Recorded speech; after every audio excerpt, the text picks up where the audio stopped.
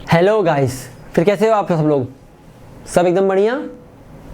चलो फिर स्टार्ट करते हैं अपना साइंस, कंटिन्यू करते हैं प्रीवियस लेक्चर के आगे का पॉइंट। निकालिए साइंस की टेक्स्ट बुक सब लोग फटाफट।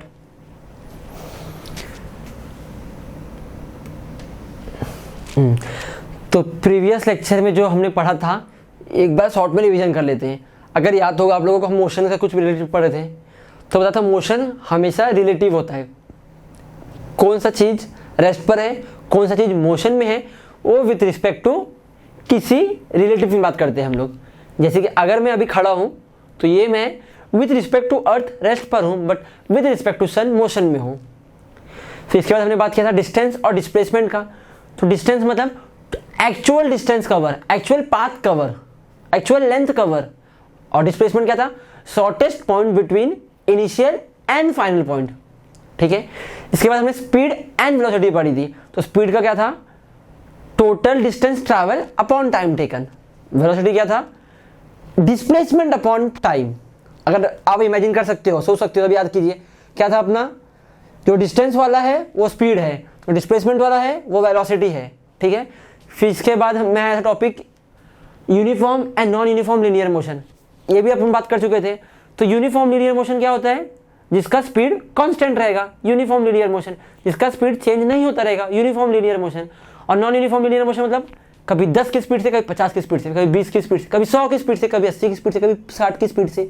ऐसा मतलब स्पीड बढ़ेगा कम होगा, बढ़ेगा कम होगा, बट यूनिफॉर्म में स्पीड कांस्टेंट होगा। मतलब 30 मीटर की स्पीड से चलता है, 30 मीटर की स्पीड से ही चलता रहेगा। तो ये हुआ अपना यूनिफॉर्म लीनियर मोशन। और नॉन यूनिफॉर्म लीनियर मोशन मतलब जिसका स्पीड चेंज होता रहेगा। तो यहाँ तक हमने पिछले लेक्चर में बात की थी। अब हम बढ़ते हैं इसके आगे।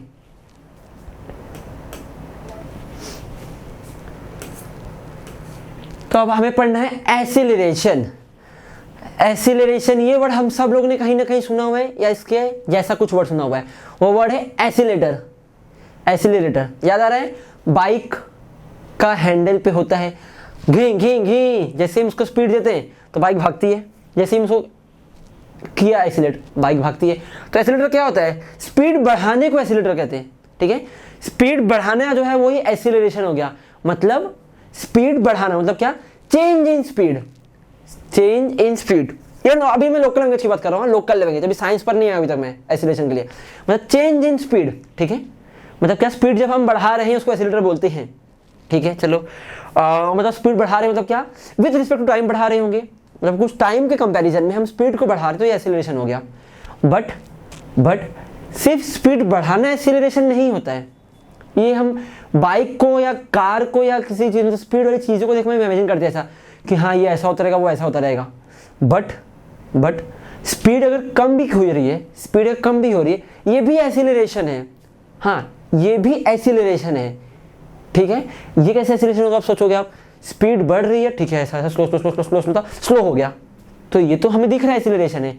बट जब फास्ट से स्लो हो रहा है तो वो एसिलरेशन कैसे हुआ? तो ये हम समझेंगे अभी कि एसिलरेशन में टाइप्स होते हैं। एक होता है पॉजिटिव एसिलरेशन, मतलब जिसमें स्पीड बढ़ती है, जिसमें वेलोसिटी बढ़ती है। ठीक है। लेकिन यहाँ पे मैं स्पीड बोल रहा हूँ ना, तो दोनों इमेजिन कर लो, स्पीड और वेलोसिटी इस वक्त के लिए दोनों अलग अलग है, आपको पता है क्या होता है, बट दोनों इमेजिन कर लिया करो यहाँ पे, स्पीड भी वेलोसिटी भी। ठीक है। फिर इसके बाद अगर मैं बोलूँ पॉजिटिव तो हो गया। ठीक है। अगर स्पीड कम कर रहा हूँ, तो ये हो जाता है अपना नेगेटिव वेलोसिटी। ये हो जाता है अपना नेगेटिव वेलोसिटी। समझ पा रहे हो आप लोग? पॉजिटिव मतलब स्पीड बढ़ाना, नेगेटिव मतलब स्पीड कम करना। और उसके बाद जब गाड़ी कांस्टेंट चल रही है, ना स्पीड बढ़ रही है ना स्पीड कम हो रही है, तो इसको हम कहते हैं जीरो एसिलरेशन। अब आते हैं हम इसको बाइक को लेकर। ठीक है। बाइक पर मैं 60 किलोमीटर पर आके स्पीड से चल रहा हूँ मैं। ठीक है। अब मुझे थोड़ा जल्दी जाना है, लेट हो रहा है, 90 की स्पीड कर दिया मैंने। इसका मतलब ये पॉजिटिव। ट्रैफिक आ गया आगे, कोई गाड़ी आ गई, स्पीड ब्रेकर आ गया, मैं स्पीड स्लो कर दिया, 30 पर आ गया, नेगेटिव एसिलरेशन। 60 पे चले जा रहा हूँ, जीरो एसिलरेशन। ठीक है। मतलब जीरो एसिलरेशन एक्चुअली एसिलरेशन ही नहीं है, और जो नेगेटिव एसिलरेशन है एक्चुअली वो डी एसिलरेशन है या डी एसिलरेशन है। ठीक है। बट हम उसको पॉजिटिव नेगेटिव जीरो ऐसे बात कर सकते हैं। ओके। तो अगर वैसे देखा जाए तो स्पीड बढ़ाना ही सच में एक्सीलरेशन है, स्पीड बढ़ाना डिएक्सीलरेशन है, बट हम इसको नेगेटिव एक्सीलरेशन भी कह सकते हैं या कहते हैं। हम पॉजिटिव एक्सीलरेशन स्पीड बढ़ाना, स्पीड कांस्टेंट मतलब जीरो एक्सीलरेशन, स्पीड कम करना मतलब नेगेटिव एक्सीलरेशन। ठीक है, तो तीन चीज़ आप समझ चुके रहोगे। अब इसका फॉर्मूले पे आते हैं हम। तो जितना हम डिस्टेंस कवर करते हैं विथ रिस्पेक्ट टू टाइम उसको हम कहते हैं स्पीड। तो जितना हम स्पीड चेंज करते हैं, मतलब चेंज करना मतलब क्या, with respect to time, change करना मतलब क्या, विथ रिस्पेक्ट टू टाइम। तो चेंज इन स्पीड या change in velocity with respect to time is known as acceleration. Okay, change in speed और change in acceleration with respect to time is known as acceleration. ये formula भी आप लोग याद कर लोगे अभी। ठीक है, change in velocity with respect to time, change in velocity upon time is known as acceleration. ये फॉर्मूला सबको याद होना ही चाहिए, ये फॉर्मूला सबको याद होना ही चाहिए, याद कर लीजिए। ठीक है, और चेंज इन वेलोसिटी मतलब क्या हो गया, मतलब पहले कुछ और स्पीड थी बाद में कुछ और स्पीड हो गई। तो पहले जो स्पीड थी समझो उसको हम क्या बोलेंगे, पहले जो स्पीड थी उसको क्या बोलेंगे हम, इनिशियल वेलोसिटी। बाद में जो स्पीड थी उसको क्या बोलेंगे, फाइनल वेलोसिटी। तो स्पीड बढ़ रही है ना, मतलब फाइनल माइनस इनिशियल, मतलब v2 माइनस v1, या फिर इसको हम और भी बोल सकते हैं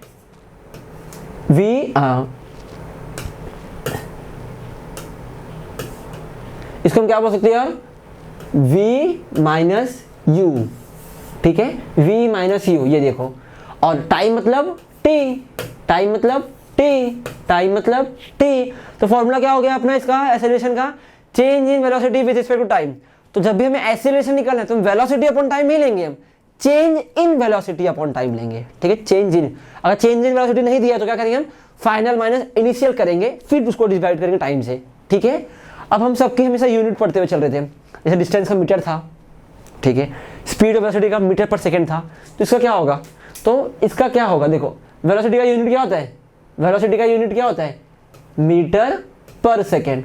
टाइम का यूनिट क्या होता है, सेकेंड। ठीक है, तो दो बार मीटर है तो मतलब इसका यूनिट क्या हो जाएगा, मीटर पर सेकेंड स्क्वायर। समझो सेकेंड स्क्वायर हो जाएगा। ठीक है, तो metre per second square, cut मत कर देना, ये भी डिनोमिनेटर में ही है, तो डिनोमिनेटर मल्टीप्लाई हो जाएगा। तो क्या हो गया अपना unit, metre per second square. याद रहेगा आप लोगों का यूनिट अभी, डिस्टेंस का मीटर, डिस्प्लेसमेंट का मीटर, स्पीड का मीटर पर सेकेंड और वेलोसिटी का मीटर पर सेकेंड और एक्सीलरेशन का मीटर पर सेकेंड स्क्वायर। ठीक है, चलो और आगे बढ़ते हैं हम लोग।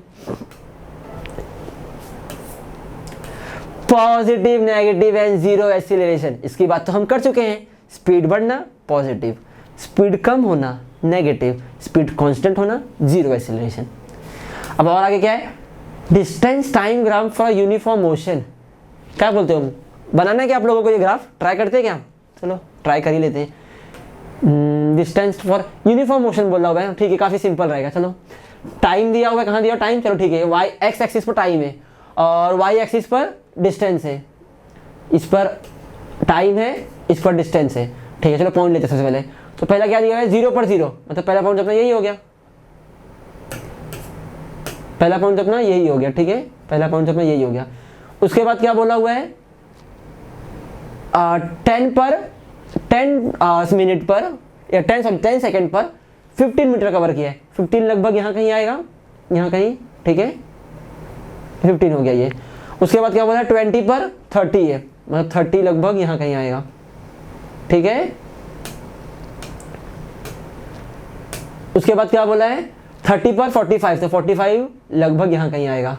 ठीक है, उसके बाद 40 पर कितना बोला है, 60, तो 60 तो ये हो गया। उसके बाद 50 पर कितना बोला है, 75, तो 75 लगभग यहाँ हो जाएगा। ठीक है, थोड़ा ऊपर नीचे कर रहा हूँ मैं, पर समझ लीजिए इतना भी। 60 पर कितना हो रहा है अभी, 90, तो 90 कहाँ आ रहा है अपना, इधर आ रहा है। ठीक है, और 70 पर कितना बोला है, 105, तो 105 लगभग यहाँ आ रहा है।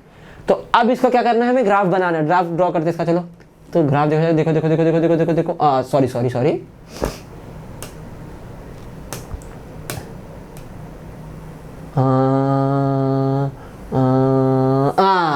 एकदम सीधी लाइन गई है, मेरे से थोड़ा बन गया पर एकदम सीधा लाइन गया है ये। ठीक है, इसका मतलब ये क्या हुआ, ये अपना यूनिफॉर्म मोशन हुआ। कैसा, यूनिफॉर्म लीनियर मोशन हुआ ये।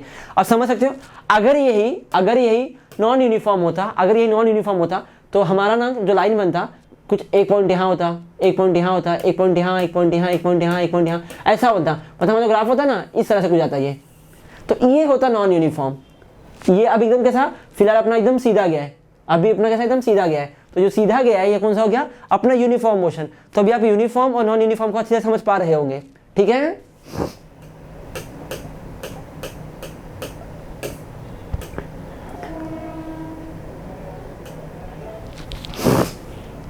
चलो अब और आगे बढ़ते हैं। अरे नॉन यूनिफॉर्म का भी दिया हुआ है, तो अभी तो मैं जो बना के दिखाया नॉन यूनिफॉर्म लगभग वैसे ही बनेगा, तो ये बनाने की मुझे ज़रूरत तो नहीं है, तो आप लोग समझ जाइए। अभी क्या करेंगे, यहाँ पे टाइम ले लीजिए, यहाँ पर क्या करेंगे हम डिस्टेंस ले लेंगे, ठीक है। फिर उसके बाद क्या करेंगे कि पॉइंट हम देखते हुए चलेंगे, तो सेम यही डिफरेंस लेना ना, 10 20 30 40 50 70 ये वाला, और फिर यहाँ का भी डिफरेंस ले लेना, डिस्टेंस का भी कितना दिया है 20 40 60, तो उस तरह से लेते हुए चलना। देखो यहाँ की जो लाइन आएगी ना, ये नॉन यूनिफॉर्म बोला इसको नॉन यूनिफॉर्म बोला है, तो नॉन यूनिफॉर्म सीधा बनने वाला ही नहीं है, टेढ़ा लाइन बनेगा, ठीक है। तो आप लोग इसको आराम से समझ सकते हो, कर सकते हो। सो ये आप लोग करोगे बुक में, ओके। मैं आप लोगों पर भरोसा कर रहा हूँ, भले ऑनलाइन लेक्चर ले रहे हैं अभी है फिलहाल, पर आप लोग बनाओगे मुझे इतना पता है।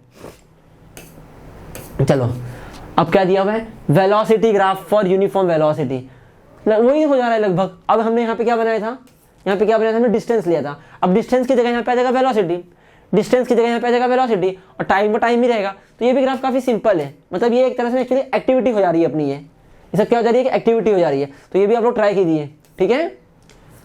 देखो कुछ ग्राफ वेलोसिटी टाइम कैसा बना यूनिफॉर्म एक्सीलरेशन के लिए, अब ऐसा बना, ठीक है, मतलब वेलोसिटी ऐसा टाइम ऐसा। तो जब अपना एक्सीलरेशन है वो क्या रहेगा, वो यूनिफॉर्म रहेगा। जब अपना समझ रहे हो अभी आप, जब अपना वेलोसिटी टाइम ग्राफ हम बना रहे हैं यूनिफॉर्म मोशन के लिए, तो किसका एक्सीलरेशन भी यूनिफॉर्म ही आएगा, ठीक है। देखो और एक्सीलरेशन का फॉर्मूला याद रखना, change in velocity upon time. चलो फिर बहुत सारी एक्टिविटी दी हुई है, मतलब पढ़ना कम, इसमें इक्वेशन ज़्यादा दिया हुआ, ग्राफ ज़्यादा दिया हुआ ऐसा लग रहा है। चलो और आगे देखते क्या दिया, equation describing the relation between velocity and time. अब देखो एक बहुत ही इंपॉर्टेंट टॉपिक पर हम आ रहे हैं, ये भी इंपॉर्टेंट मतलब हार्ड नहीं है, छोटा टॉपिक है, बट बहुत बहुत ज़्यादा यूज़ होता है वो, मतलब आज भी यूज़ होगा, फिर आगे भी कहीं यूज़ होगा, फिर आगे मतलब जब भी फिजिक्स यूज़ करेंगे ना, ये कहीं भी घुस जाता है ये, आप इमेजिन नहीं कर पाओगे। ऐसे ऐसे मोशन में हम इसको यूज़ कर लेंगे, मतलब जहाँ मोशन रहेगा ना वहाँ पर हम इसको यूज़ कर सकते हैं, ये सब इक्वेशन को हम यूज़ कर सकते हैं।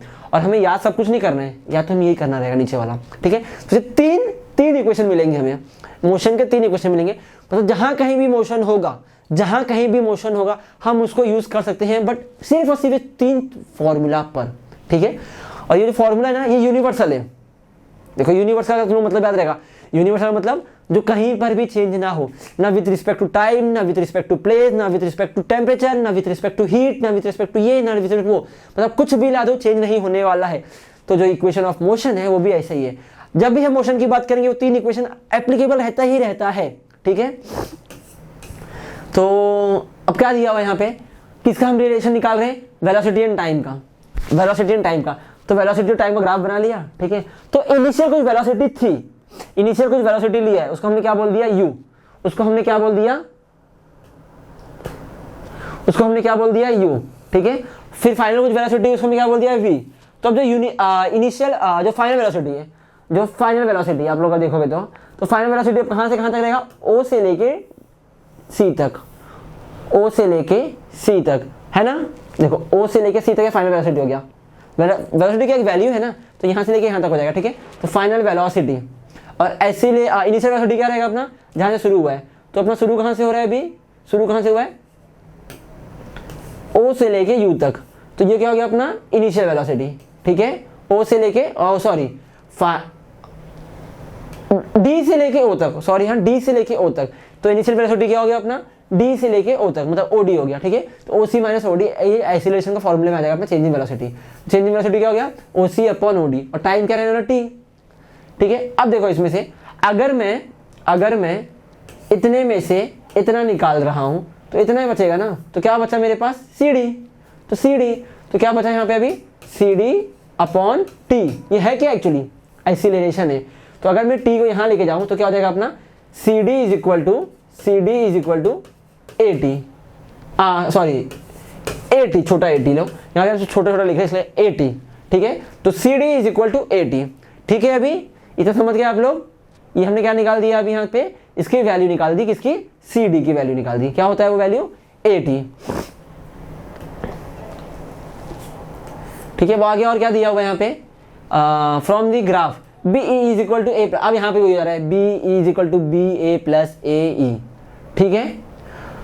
तो अब चलो आगे बढ़ते हैं हम लोग। तो जब हम इसको और सॉल्व करेंगे, इसको सॉल्व किया देखो यहाँ पे जब, तो जो v is equal to A T plus U, v is equal to A T plus U, क्योंकि यहाँ पे देखो ए टी अपना आ गया सी डी, और सी डी क्या है एक्चुअली, वही तो v है अपना, ठीक है। तो v is equal to you plus A T, v is equal to you plus A T. हमें ये फॉर्मूला याद रखना है। देखो डेरिवेशन ना इतना इंपॉर्टेंट नहीं है इसमें, डेरिवेशन इंपॉर्टेंट क्यों रहता है हमें समझना है कि अच्छा फॉर्मूला आया कहाँ से, फॉर्मूला प्रूफ कहाँ से हो रहा है, बट अभी ग्राफिकली हो रहा है ना यहाँ पे, तो इतनी जरूरत नहीं है, इसको हम आराम से प्रूफ कर सकते हैं। आप कोई और ग्राफ बनाओ, मतलब ग्राफ तो ऐसे ही बनेगा, कोई और वैल्यू लो उसमें, सी डी जगह ए भी लो, एक्स वाई लो, एल एम एन लो, कुछ भी लो, पर लास्ट में जाके अपना जो वैल्यू है वो आने वाला है v is equal to you plus A T, जहाँ पे v क्या है फाइनल वेलोसिटी, u क्या है इनिशियल वेलोसिटी, a क्या है एक्सीलरेशन और t क्या है टाइम। तो v is equal to you plus A T, ये पहला हो गया अपना, पहला इक्वेशन ऑफ मोशन हो गया, ठीक है। देखो सेकंड का भी ऐसा ही है, तो हम अभी डेरिवेशन ना देखकर हम सीधे अपनी वैल्यू पर आ रहे हैं। सेकंड का क्या हो जाएगा अपना, s is equal to U T plus half A T square, second क्या हो जाएगा अपना s is equal to U T plus half A T square. तो ये किसका वैल्यू निकाल रहे हैं हम, ये किसके बीच का वैल्यू आ रहा है अपना, तो ये वैल्यू आ रहा है अपना डिस्प्लेसमेंट और टाइम के बीच का, ये था अपना वेलोसिटी टाइम। देखो वेलोसिटी देखो क्या अपना v is equal to you plus A T, तो वेलोसिटी टाइम के बीच का, ठीक है। अब सेकंड क्या बोला हमने, डिस्प्लेसमेंट टाइम, तो s is equal to U T plus half A T square, मतलब s का हम रिलेशन निकाल रहे हैं। अब थर्ड किसका निकाल रहे हैं, डिस्प्लेसमेंट एंड वेलोसिटी का। तो डिस्प्लेसमेंट का अपना क्या हो गया अब यहाँ पे v s हो गया, ठीक है। डिस्प्लेसमेंट क्या हो गया अपना s हो गया, और वेलोसिटी क्या हो गया अपना v हो गया। तो v square is equal to you square plus 2as, मतलब आप लोगों को ये तीन का तीन फॉर्मूला अच्छी तरह से याद करना है। तो पहला क्या था अपना, पहला क्या था v is equal to you plus A T, दूसरा क्या था अपना सॉरी डिस्प्लेसमेंट का था ना दूसरा, तो s is equal to U T plus half A T square, और तीसरा क्या है अपना, तीसरा क्या था अपना याद करो, तो वेलोसिटी के बीच का टाइम के बीच का था ना, v square is equal to you square plus 2as, ठीक है। अब यहाँ पे एक चीज याद रखना, v मतलब क्या है अपना फाइनल वेलोसिटी, u क्या है अपना इनिशियल वेलोसिटी, a क्या है एक्सीलरेशन, t क्या है टाइम है, s क्या है डिस्प्लेसमेंट है, ठीक है। तो बस अगर आप लोग ये तीन फॉर्मूला याद कर सकते हो, अगर ये तीन फॉर्मूला याद कर सकते हो, बस आपसे पूरी मोशन की फिजिक्स हो जाएगी, आपसे पूरी मोशन की फिजिक्स सॉल्व हो जाएगी। बट ये तीनों आपको याद रखना है, ये तीनों आपको याद रखना है, तीनों याद होना ही चाहिए, ठीक है। ये तीनों याद चाहिए, समझिए अभी 1 2 3, काफी सिंपल ये। आग बंद करो, 3 दिन तक 3 बार इस फॉर्मूले को बिना देखे बोलिए, आप लोगों को याद हो ही जाएगा। क्या था फॉर्मूला, बोलिए मेरे से एक बार। सबसे पहले किसका फॉर्मूला था अपना, वेलोसिटी और टाइम के बीच का, मतलब v is equal to you plus A T, ठीक है।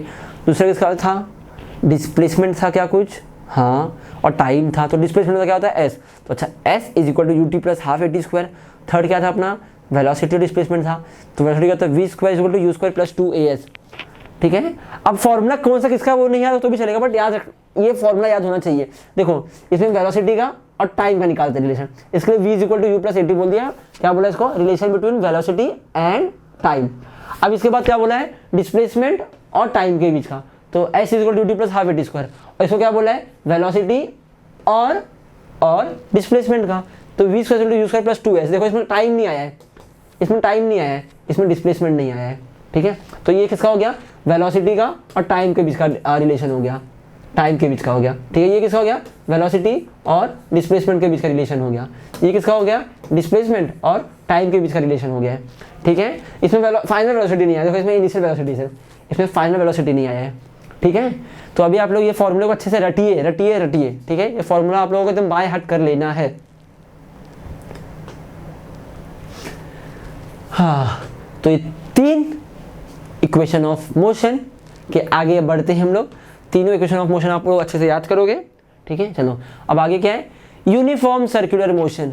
ये यूनिफॉर्म मोशन कहीं देखा हुआ लगा जा रहा है मुझे कुछ, जिसका स्पीड चेंज नहीं होता, जिसका वेलोसिटी कांस्टेंट था, जिसका स्पीड कांस्टेंट था, उसको हमने यूनिफॉर्म लीनियर मोशन बोला था, तो लीनियर मोशन था। अब ये क्या हो गया, सर्कुलर मोशन, ठीक है, सर्कुलर मोशन मतलब linear motion is replace by circular motion.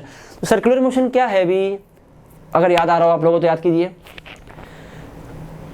याद करो, the movement of a object in which body moves around a centre, around the centre मतलब एक सेंटर के ही आजू बाजू घूमना, एक सेंटर के ही आजू बाजू घूमना, एक सेंटर के ही आजू बाजू घूमते रहना, घूमते रहना, घूमते रहना, ये क्या होता है, सर्कुलर मोशन, ठीक है। इसका एग्जांपल क्या है, earth is revolving around the sun, electrons are revolving around the nucleus, ठीक है।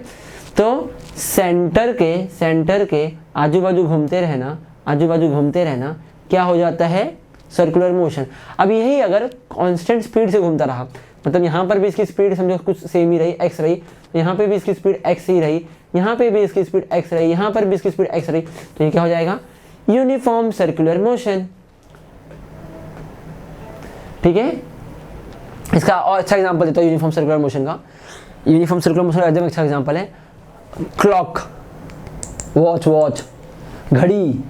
इसमें देखो 12 से 1 बजने में 1 घंटा लगता है, 1 से 2 बजने में 1 घंटा लगता है, 2 से 3 बजने में 1 घंटा लगता है, या फिर 12 से 6 बजने में 6 घंटा लगता है, 6 से 12 बजने में वापस 6 घंटा लगता है। मतलब इक्वल टाइम ले रहा है वो, इक्वल डिस्टेंस कवर करने के लिए, ठीक है। अब एक्चुअली हम ये अर्थ और इसका एग्जांपल नहीं ले सकते सन का, बिकॉज यहाँ पे ना थोड़ा यूनिफॉर्म नहीं है वो, यहाँ पे ना कैपलर्स लॉ आता है जो हम आगे पढ़ेंगे 10th स्टैंडर्ड में। तो अभी इसकी बात नहीं कर रहा, बट समझो कि वो एक्चुअली वो यूनिफॉर्म नहीं है, बट हाँ उसको हम यूनिफॉर्म कब बोल सकते हैं, जब एक पूरा रिवॉल्यूशन, उसको पूरा रिवॉल्यूशन कंप्लीट करने के लिए 365 डेज ही लगता है, मतलब 365 डेज 0.6 आवर लगता है इसको एक्चुअली, और 6 आवर लगते हैं, तो इसलिए वो फिर लीप ईयर आ जाता है। बट उतना में अभी आगे नहीं आ रहे हम लोग, बस इतना याद रखो कि जो क्लॉक वाला है वो एक्चुअली यूनिफॉर्म लीनियर मोशन है, सर्कुलर मोशन है। क्यों, क्योंकि वो पूरा मूवमेंट करने के लिए, पूरा रोटेशन करने के लिए, सॉरी पूरा रिवॉल्यूशन करने के लिए 24 घंटे लेता है, और 1 घंटा कंप्लीट करने को 1 घंटा ही लेता है, वापस 2 से 3 बजे में 1 घंटा ही लेगा, 3 से 4 बजे वापस को 1 आवर लगेगा, 4 से 5 बजे वापस 1 आवर लगेगा, उसका टाइम फिक्स है, ठीक है। देखो 1 सेकंड में ही होता है उसमें, हमेशा 1 मिनट 1 मिनट में होता है, तो एकदम यूनिफॉर्म है वो। तो बेस्ट एग्जाम्पल है ये यूनिफॉर्म सर्कुलर मोशन का, कौन सा, क्लॉक, वॉच, ठीक है। अब ये देखो कुछ एक्टिविटी आ गई तो आप लोग करते रहना यहाँ पे। देखो यहाँ पे अभी कैसे हो रहा है, मान लीजिए देखते हैं अभी, चलो ये स्क्वायर है, तो स्क्वायर में अगर ध्यान दोगे आप लोग, देखो स्क्वायर में अगर ध्यान दोगे तो डायरेक्शन कितनी बार चेंज हो रहा है, 4 बार। यहाँ से आया यहाँ पे चेंज हो गया, पहली बार चेंज हुआ, फिर जा रहा है, फिर वापस चेंज हो गया, दोबारा चेंज हो गया, फिर जा रहा है, फिर यहाँ पे आ गया, तिबारा चेंज हो गया, फिर जा रहा है, 4th टाइम चेंज हो गया, मतलब यहाँ पे 4 बार चेंज हुआ। अभी क्या पेंटागोनल, मतलब इसमें 5 बार चेंज हुआ, ठीक है, इसमें 5 बार चेंज हुआ। अभी हेक्सागोनल आ गया, मतलब 6 बार चेंज हुआ, इसमें क्या हुआ, 6 बार चेंज हुआ। अगर एक ट्राइंगल होता तो इसमें मतलब 3 बार चेंज होता, अगर एंगल होता तो मतलब इसमें तो मोशन कंप्लीट हो रहा है, बट अगर लीनियर लाइन होता तो इसमें चेंज होता ही नहीं। अब जो सर्कल है, क्या सर्कल में कोई कॉर्नर होता है, क्या सर्कल के पास कॉर्नर है, नहीं, सर्कल के पास कॉर्नर नहीं है, इसका मतलब यहाँ पे हर एक पॉइंट पे डायरेक्शन चेंज होता है, सर्कल में हर एक पॉइंट पर डायरेक्शन चेंज होता है। स्क्वायर में आके वर्टेक्स पे चेंज होगा, जब उसका कॉर्नर का तो चेंज होगा, पेंटागोनल में आके कॉर्नर पे चेंज होगा, हेक्सागोनल पे आके कॉर्नर पे चेंज होगा, बट सर्कल में तो कॉर्नर है ही नहीं। इसका मतलब वहां पे वो हर एक पॉइंट पे डायरेक्शन चेंज होता रहेगा, क्योंकि यहाँ पे सर्कल है, मतलब एक यहाँ पे पॉइंट है, यहाँ पॉइंट एकदम इनफाइनाइट पॉइंट है। तो इसका मतलब क्या, हर पॉइंट पर उसका डायरेक्शन चेंज होता रहेगा। और ये अगर तुम लोगों को कुछ याद होगा सर्कुलर मोशन, देखो टेंजेंशियली में कुछ बताया था मैंने शायद से आप लोगों को, तो देखो कभी यूनिफॉर्म मोशन है उसका डायरेक्शन होता है वो टेंजेंशियली रहता है, टेंजेंट अगर पता हो तो ये सर्कल है ना, इसका टेंजेंट हो गया, अगर ये सर्कल तो यहाँ पे टेंजेंट हो गया, इस पॉइंट देखो ये टेंजेंट हो गया, इसका देखें तो ये टेंजेंट हो गया, मतलब ऐसा देखें तो ऐसा हो गया। देखो टेंजेंट भी हर पॉइंट पे चेंज होते रहता है, तो ये तो चेंज होगा ही होगा ना, समझ रहे हो अभी आप लोग, ठीक है। चलिए फिर अभी ये गया इसका टेंजेंट, ये आया इसका टेंजेंट, ये गया इसका टेंजेंट, ठीक है। चलो फिर अभी और आगे बढ़ते,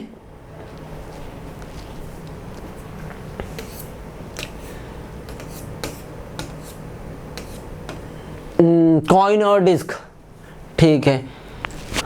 क्या दिया है अभी, कॉइन एंड डिस्क में क्या बोला है, इसको घुमाने बोला है, यूनिफॉर्म सर्कुलर मोशन। अच्छा ये भी एग्जांपल दिया हुआ है यूनिफॉर्म सर्कुलर मोशन का, बट ये आगे जाकर ना एक्चुअली इसकी स्पीड स्लो हो जाती है बिकॉज ऑफ, देखो अब अर्थ पे ग्रेविटी एक्ट कर रही है तो उसकी स्पीड घूमते घूमते घूमते धीरे स्लो स्लो स्लो स्लो होते होते गिर जाती है, रुक जाती है।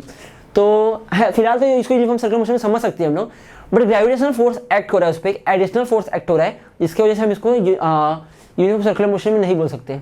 ठीक है, क्या एग्जांपल, चलो एक सॉल्व एग्जांपल एक कर लेते हैं।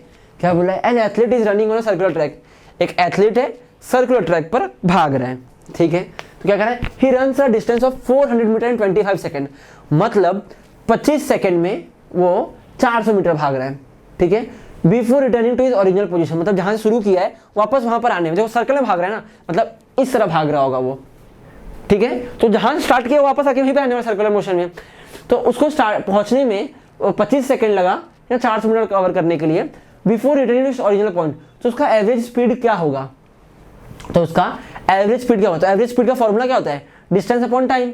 डिस्टेंस कितना है 400, टाइम कितना है 25, मतलब 400 मीटर अपॉन 25 सेकंड, बस आ गया अपना एवरेज स्पीड। ठीक है, अब वेलोसिटी कितना हुआ, तो जहां से उसने शुरू किया था आकर रुका तो वहीं पर ना वो, displacement 0, velocity displacement upon time, displacement is 0, time is 25 second, 0 upon 25 0, तो इसका एवरेज वेलोसिटी 0 हो गया, बट स्पीड तो थी इसकी, स्पीड कितनी थी उसकी 16 metre per second square. I hope you are getting the difference between speed, velocity, distance and displacement. तो ये न्यूमेरिकल आराम से सॉल्व हो गया, फॉर्मूला तो आप लोगों को बाय हार्ट है ही। ठीक है, अब आगे देखो और क्या दिया हुआ है। अब यहां पर ना हम अपना मोशन का इक्वेशन, मतलब इक्वेशन ऑफ मोशन को अप्लाई करके सॉल्व करने वाले हो। क्या दिया है, an aeroplane taxis on the runway for 30 second. ठीक है, 30 सेकेंड के लिए एरोप्लेन चल रही, ठीक है, with an acceleration of 3.2 metre per second. A मिल गया हमें, ठीक है, ए मिल गया, ए मिल गया हमें, टी मिल गया हमें। ठीक है, अब आगे क्या दिया, before taking how much distance would it have covered on the runway. तो देखो हमारे पास और पूछा क्या, मतलब डिस्प्लेसमेंट पूछा हुआ है, एस पूछा हुआ है। हमारे पास ए है, टी है, एस नहीं है, एस पूछा हुआ है। ठीक है, एस पूछा हुआ है। और देखो जब टेक ऑफ करना है स्टार्टिंग में तो रुका ही होगा ना, वो स्टार्टिंग रेस्ट में होगा, मतलब इनिशियल वेलोसिटी हम बोल सकते हैं 0 है। ठीक है, इनिशियल वेलोसिटी 0 है। ठीक है, टाइम मिल गया हमें 30 सेकंड, एक्सीलरेशन मिल गया हमें 3.2 सेकंड। पूछा क्या एस, तो हमारा मतलब क्या, अभी किसका रिलेशन लगाना है हमें यहाँ पे, टाइम का और डिस्प्लेसमेंट का। तो इसका कौन सा वाला था, ये सेकेंड इक्वेशन। देखो पहला वाला किसका था, याद करो, वो था वेलोसिटी टाइम का, v is equal to you plus A t. पहला वाला किसका था, वेलोसिटी और टाइम का, तो v is equal to you plus A t. Second किसका था, डिस्प्लेसमेंट टाइम का, क्या था, s is equal to U T plus half A T square. तो वही तो फॉर्मूला है, s is equal to U T plus half A T square. s निकालना है हमें, ठीक है, u दिया हुआ है, t दिया हुआ है, a दिया हुआ है, टी स्क्वायर पता चल जाएगा हमें, बस वैल्यू पुट करो, सॉल्व हो गया। तो और आधा तो 0 हो जाएगा, यहाँ पे 0 हो गया, यहाँ पे रखना है, हमें सॉल्व करना है, बस खत्म, तो आंसर आ गया अपना। तो देखो बस न्यूमेरिकल के लिए 3 चीज याद रखो, 3 चीजें। पहला अंडरस्टैंडिंग ऑफ क्वेश्चन, जो सॉल्यूशन जो बोला है वो समझना पड़ेगा हमें। ठीक है, अगर हम क्वेश्चन समझ पा रहे हैं, तो हमसे बहुत इजीली हो जाएगा।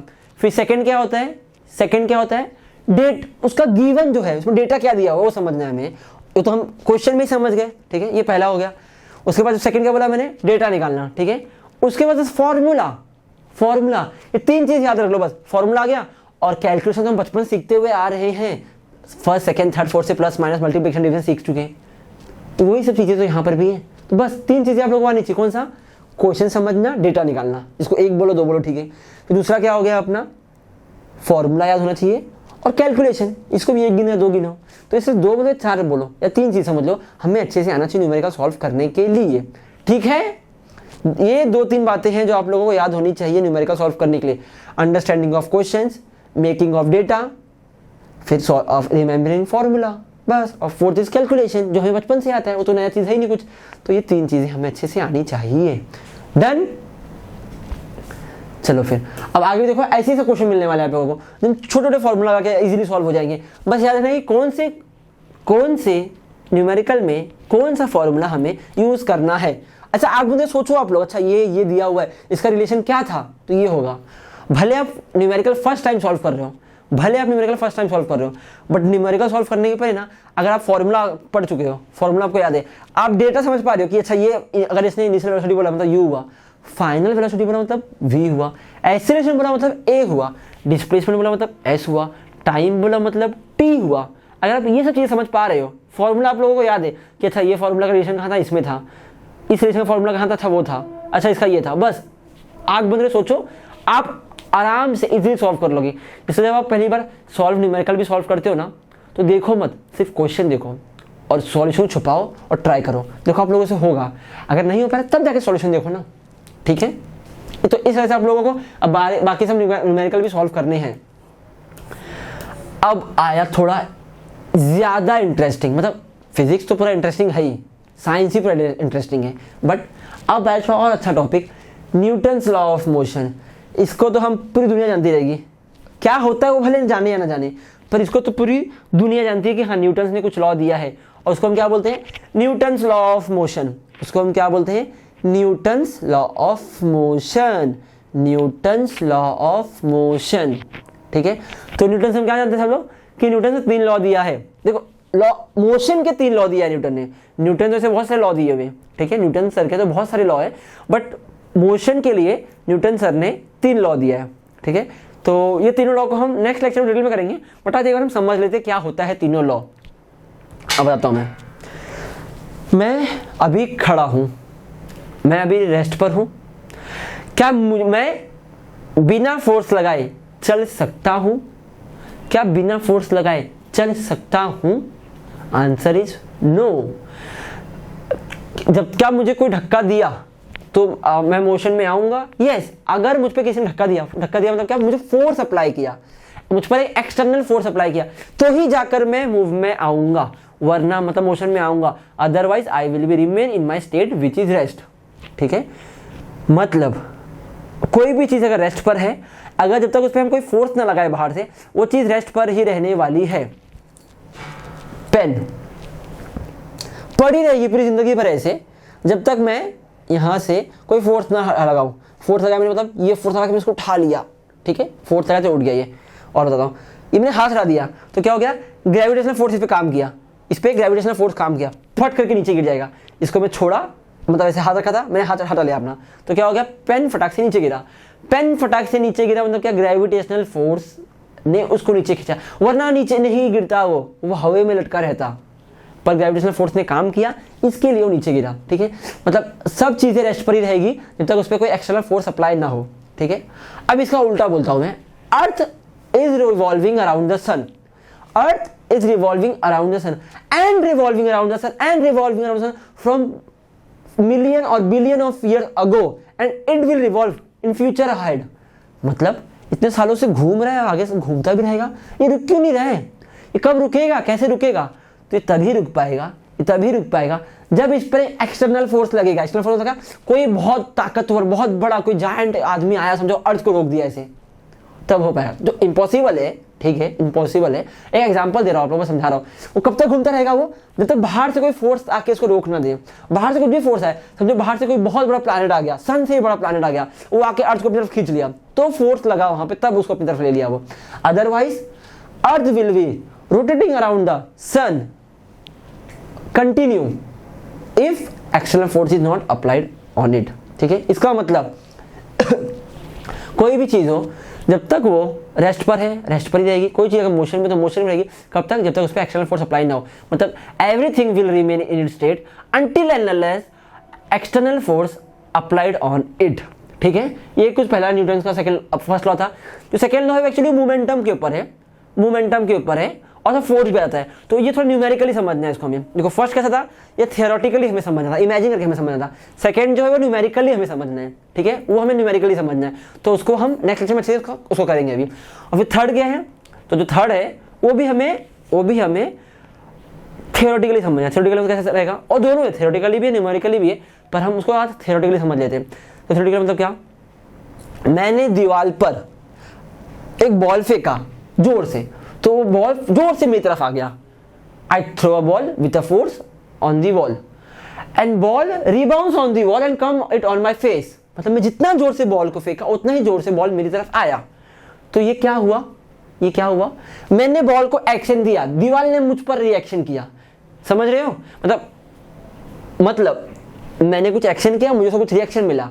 मैंने जितना किया मुझे भी उतने ही जोर से आया। अगर मैं बॉल स्लो से फेंका एकदम तो बॉल मेरी तरफ एकदम स्लो से आएगा। मैंने फास्ट फेंका तो बॉल मेरी तरफ फास्ट आएगा। इसका मतलब इक्वल होता है। पर दीवार है ना, मैंने फेंका ऐसा, बॉल आया ऐसा, बॉल गया था ऐसा, बॉल आया ऐसा, मतलब अपोजिट। मतलब क्या, एक्शन का जो रिएक्शन होता है वो इक्वल तो होता है पर अपोजिट भी होता है। मतलब every action has its reaction but equal and opposite, तो ये तीन लॉ हम इसको नेक्स्ट लेक्चर में अच्छे से और डिटेल में करेंगे। ठीक है, तो आज हम यहाँ रुकते हैं और नेक्स्ट लेक्चर में फिर हम ऑनलाइन सेशन में मिलेंगे वापस। लाइव लेक्चर होगा अपना, उसमें हम आगे टॉपिक कवर करेंगे। और आज के लेक्चर का आप लोगों को जो भी डाउट है उसको अभी ना पूछ करके आप उसको डाउट हब पर पूछिए। मैं वहाँ पर, मैं या हमारी टीम में से कोई भी मेंबर आपको उसका आंसर बहुत जल्दी से दे देंगे। So please ask doubt on doubt hub. और अभी इसलिए नहीं पूछना क्योंकि इतने सारे लोगों को आंसर साथ में देना पॉसिबल नहीं होता है और टाइम भी नहीं रहता हमारे पास। तो इसके लिए अभी ऑनलाइन लेक्चर में हम मना करते, डाउट मत पूछो। वैसे तो हम सारे पॉइंट्स कवर कर ही देते, तो डाउट बहुत कम ही पूछे जाते हैं आप लोग। तो ठीक है, जो भी डाउट आएगा आप लोग डाउट हब में पूछिए। तब तक के लिए अपना ख्याल रखिए and stay safe, take care.